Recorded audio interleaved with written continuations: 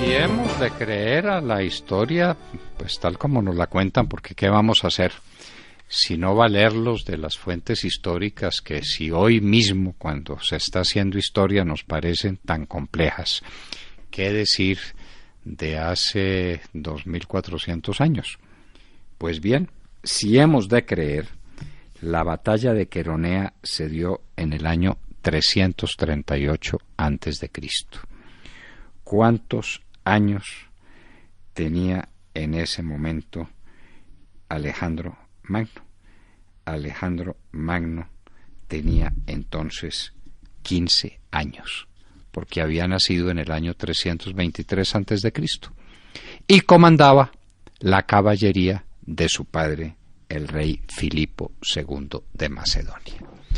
Cuando empezaron a apagarse las estrellas de las grandes ciudades griegas por sus luchas intestinas, la guerra del Peloponeso fue fatal para Grecia, un enfrentamiento de Atenas y de Esparta que duró años, donde terminaron los dos vencidos finalmente, aunque Esparta ganó una lucha fratricida y una lucha mortal para todos.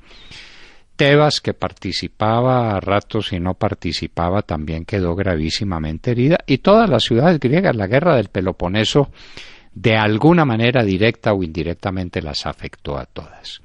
Entonces empezó a brillar la estrella de una de las regiones más apartadas y más despreciadas de Grecia hasta entonces, que era Macedonia. Y vino en Macedonia el rey Filipo II.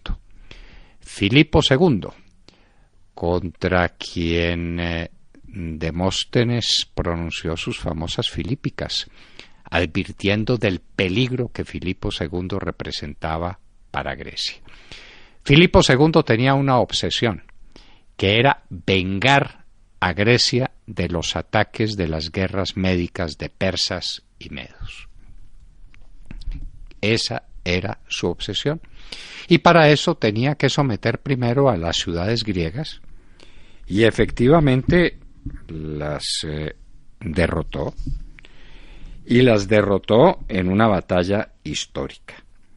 Los atenienses y los tebanos hicieron causa común contra Alejandro principalmente, que era el que comandaba la temible caballería de los macedonios, que sería después el arma predilecta de Alejandro hasta el momento de su muerte.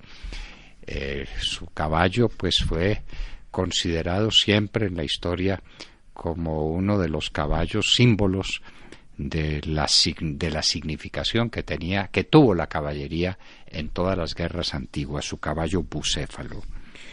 Pues llega la batalla, los atenienses y tebanos se ubican, atenienses en el ala izquierda y los segundos, los tebanos, en el ala derecha. Los detalles de la batalla, nos dicen los historiadores, están envueltos en brumas.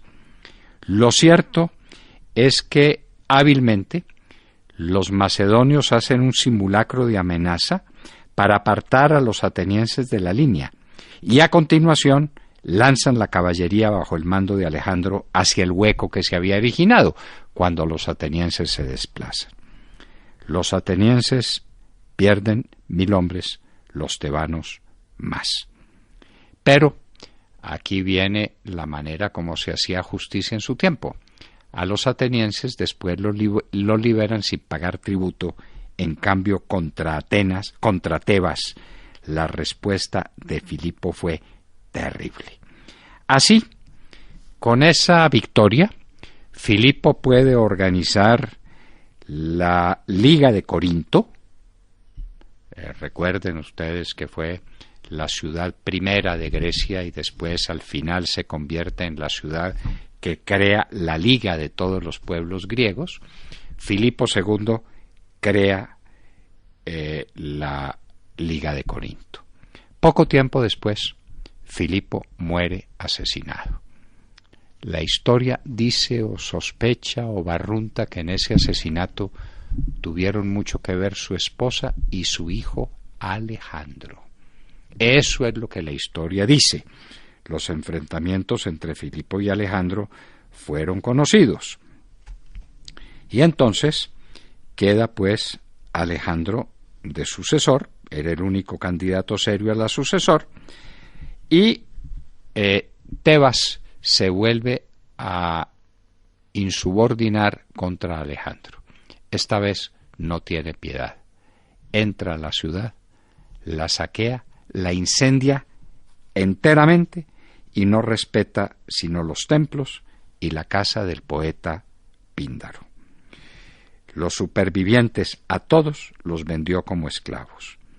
Alejandro le demostró a sus aliados griegos qué pasaba si se desobedecían sus órdenes. De esa manera queda libre para invadir el Asia. Así pues, que cruza el Helesponto con más de 40.000 soldados de infantería y 5.000 de caballería. Aquí estamos a las puertas de una de las grandes epopeyas de la humanidad.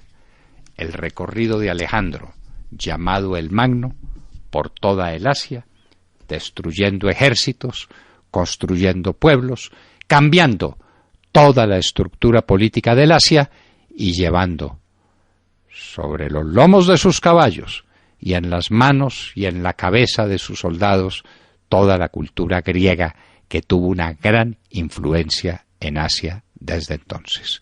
Y todo esto comienza con la batalla de Queronea, que tuvo lugar en estos comienzos de agosto del año 338 a.C.